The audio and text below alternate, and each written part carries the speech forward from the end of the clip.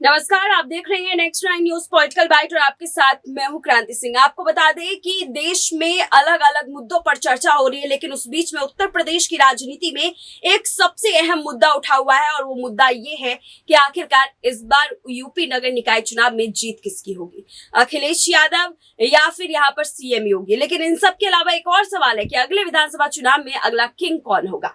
लेकिन इन सवालों के बीच में हमने एक रिपोर्ट जो है वो वहां पर ले जा करके सर्वे के तौर पर करवाया और उस सर्वे रिपोर्ट में जो सामने निकल करके आया उसको देख करके हम भी चौकन्ने हो गए, क्योंकि देखिए हर किसी का अनुमान यही लगाया जा रहा था कि अखिलेश यादव जिस तरीके से चारों तरफ से अपने दांवपेच खेल रहे हैं उस हिसाब से अखिलेश यादव जो है वो बड़ी जीत दर्ज कर सकते हैं। लेकिन होता कुछ और ही है।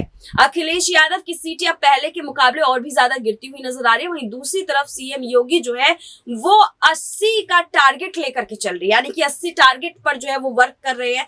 लेकिन वो अभी तक सिर्फ 70 सीटें मिलने के अनुमान जो है वो इस सर्वे रिपोर्ट के तौर पर सामने निकल करके आया। इससे ये जाहिर होता है कि बीजेपी का खेमा भले ही एक कदम आगे बढ़ रहा है, लेकिन समाजवादी पार्टी अभी भी बहुत पीछे चल रही है। अगर इसी तरीके से समाजवादी पार्टी पीछे होती रही तो जाहिर सी बात है कि आने वाले समय में समाजवादी पार्टी को बड़ा झटका लग सकता है। इससे बचने के लिए समाजवादी पार्टी अपनी तरफ से क्या कदम उठाएगी ये तो आने वाला समय ही बताएगा। लेकिन ये बात बिल्कुल साफ हो चुका है कि बीजेपी खेमे का असर जो है अभी भी उत्तर प्रदेश में उतना ही गहरा है जितना कि पहले था। और समाजवादी पार्टी अपनी तरफ से जो कोशिशें कर रही थी कि चलिए हम अपनी तरफ से जो भी कोशिश कर रहे हैं उससे बीजेपी को हम टारगेट कर लेंगे, लेकिन वो होता हुआ नजर नहीं आ रहा। हालांकि अभी इन दिनों हमने देखा रामचरितमानस जो है यहाँ पर कितना बड़ा मुद्दा बन के निकला, लेकिन उस मुद्दे के ऊपर भी कोई बड़ी कार्रवाई होती हुई नजर नहीं आई। आखिरकार ये जो कार्रवाई नहीं हो रही है इसका सीधा असर जो है वो यहाँ पर पड़ रहा है। अब इस पूरे मामले से कैसे बाहर निकला जाएगा वो तो आने वाला समय ही बताएगा। फिलहाल आज की इस खास रिपोर्ट में बस नहीं, लेकिन पूरे मुद्दे को सुनने के बाद